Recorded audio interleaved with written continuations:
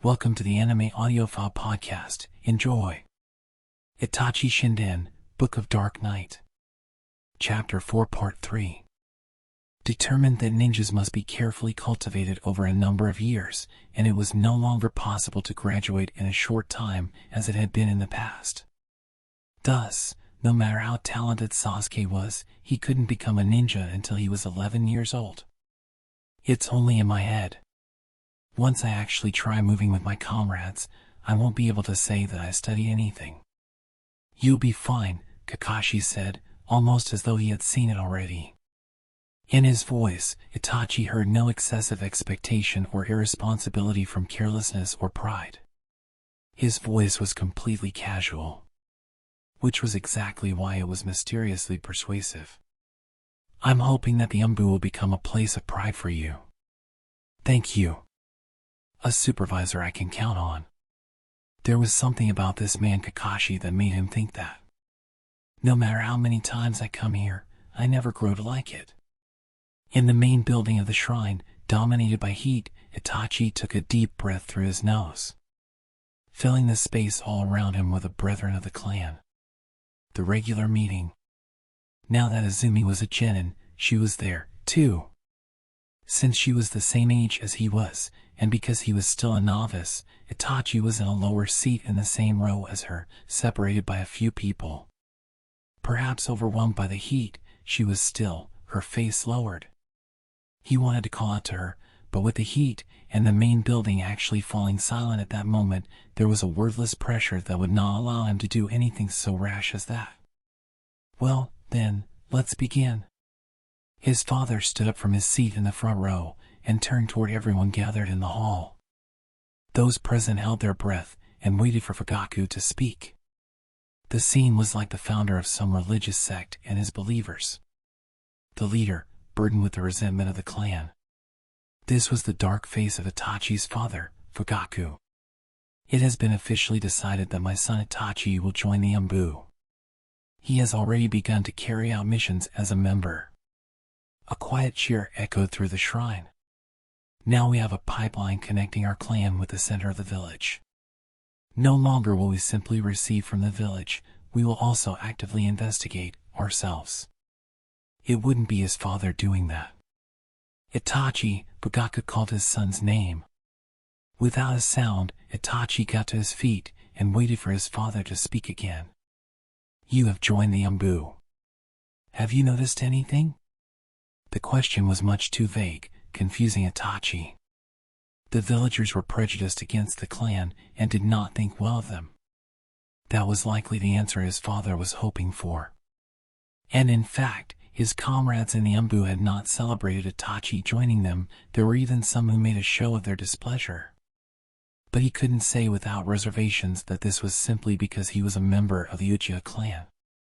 At 11 years of age, Itachi's youth was another source of irritation. It is a fact that the people of the village are wary of the Uchiha clan and do not think well of us, Itachi began. It is. Once Itachi offered the answer his father was seeking, a sympathetic voice called out from the seats. But, Itachi continued, giving his voice extra weight as if to push back the hasty hooting that said, I don't feel any active hatred, no persecution of the clan. At best, I believe their feelings are the sort of worries and jealousies that anyone has. As his father listened with arms crossed, only his right eyebrow twitched upward. This worry and jealousy you mentioned can come together and be twisted into a bigger emotion. As if to agree with his father, the brethren began to chatter and make a commotion. To push through the voices of the crowd, Itachi concentrated his strength in the bottom of his belly and spat out, if you add on backward predictions like that, anything can be reduced to a negative phenomenon. As if to stand in the way of his father, silently glaring at him, a single man stood up. His father's trusted retainer, Yashiro. Hey, Itachi, he called, his narrow eyes gleaming murderously. Silently, Itachi turned to his father's confidant. You're really siding with the village here, aren't you? Whose ally are you anyway, the villages, or the clans? Maybe your judgment's a bit dull after joining the Umbu, getting a little full of yourself? It's better not to force things into a framework with words, Itachi murmured.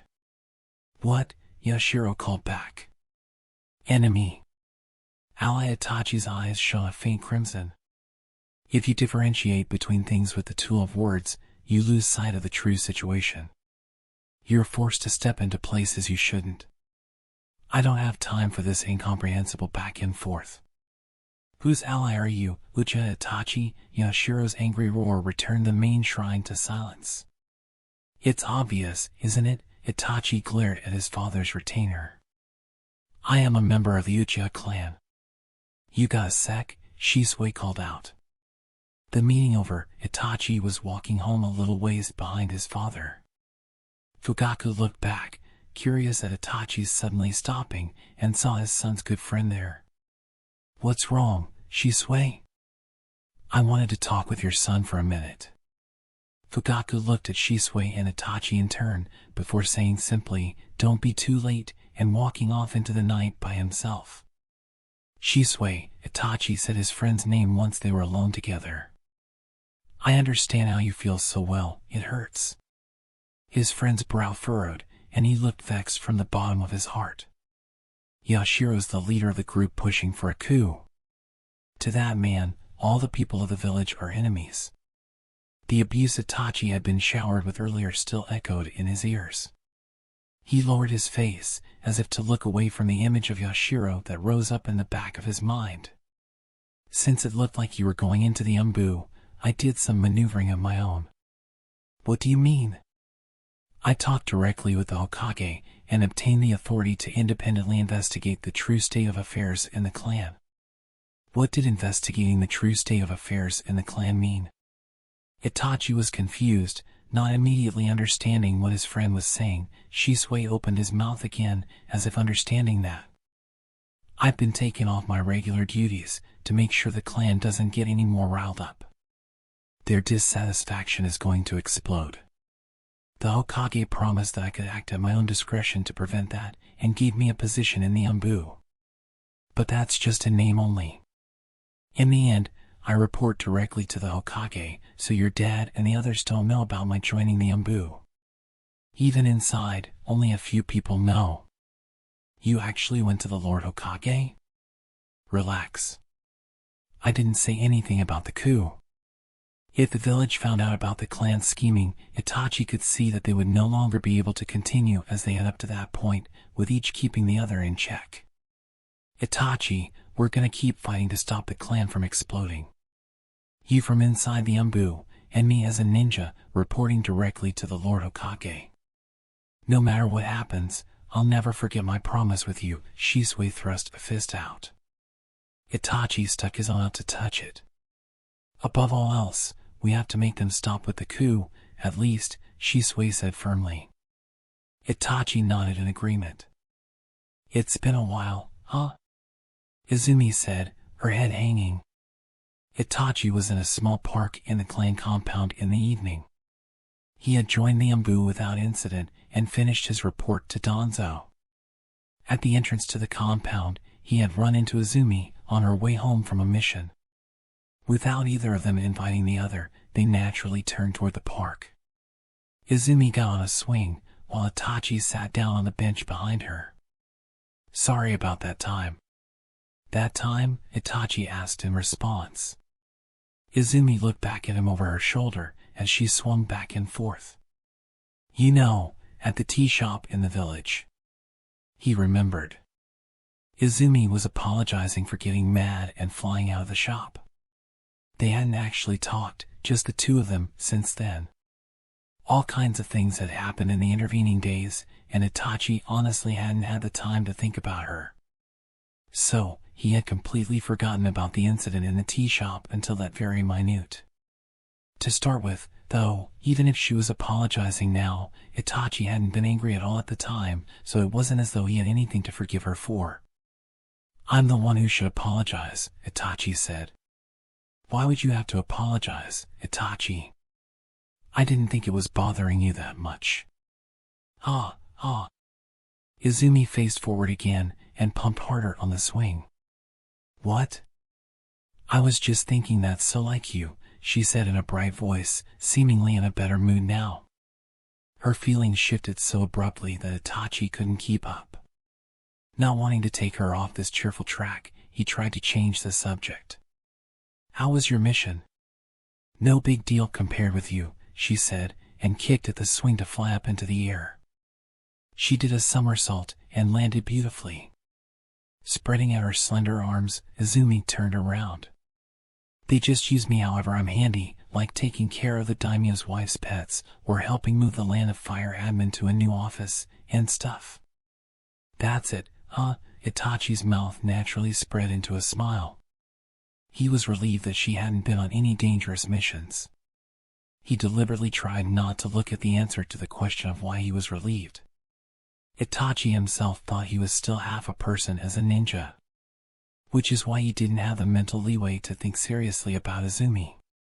Walking down the same path as the person you like. Maybe I shouldn't want that. He had understood Izumi's feelings when she said that before running off. But he couldn't respond to them. "Hey, Itachi?" "What?" So just like, what if, alright? If you hadn't become a ninja, what would you be?" I never thought about it. Itachi had been born to ninja parents, and he had never had any doubts about becoming a ninja himself. He believed that only ninjas could gain the power required to realize his dream of ridding this world of war. So, he was unable to think of a path other than becoming a ninja. "You haven't?" Izumi hung her head sadly.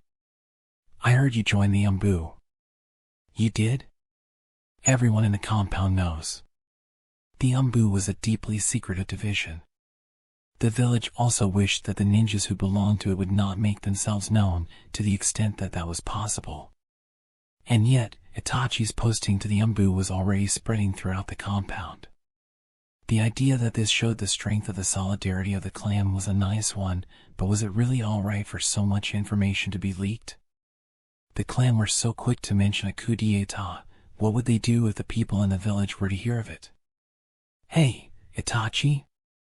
Izumi's voice brought him back to reality. "I'm scared." "Of what?" "I feel like you're getting further and further away." He felt something touch his chest suddenly. Izumi's head rested there, below his own. Izumi, I am sorry, Itachi. But just let me stay like this a little longer." Unable to do anything else, Itachi simply waited for Izumi to calm down again. "We're still 11 years old." "But, Itachi, you're already..." "Where are you going, Itachi?" "I'm not going anywhere." "Probably." He swallowed that last word. "A little anticlimactic, isn't it?" the man in the fox mask asked, standing next to the simple door opposite Itachi as if to keep the door between them. When Itachi stayed silent, the man added, "Well, just because it's the Umbu doesn't mean it's all dangerous missions. Guarding the Hokage is a legitimate mission, too." "I know that," Itachi replied, matter-of-factly. Like the man, his face was covered with a fox mask. In contrast with the almond eyes of the man's mask, however, the holes that opened up in the position of Itachi's eyes were round. The name of the man in the mask with the almond eyes was Hatake Kakashi. He was the leader of Umbu Team Rho, and Itachi's direct supervisor.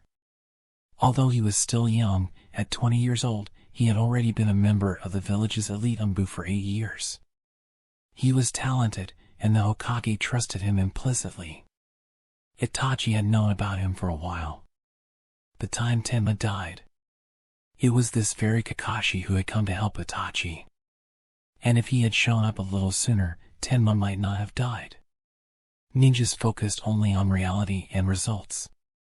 The fact that Tenma was dead was something that could not be reversed. Itachi had no intention, at this late date, of thinking about these sorts of what-ifs and layering on the reproaches. "You remember the basic tactics of the Umbu?" Kakashi lobbed an innocuous question his way. He was a good supervisor, carefully considering the feelings of his young new subordinate. "Friend killer."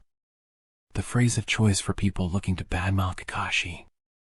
Itachi had heard it any number of times since he joined the Umbu. However, every time, it had been from someone older than Kakashi, satisfied with their subordinates.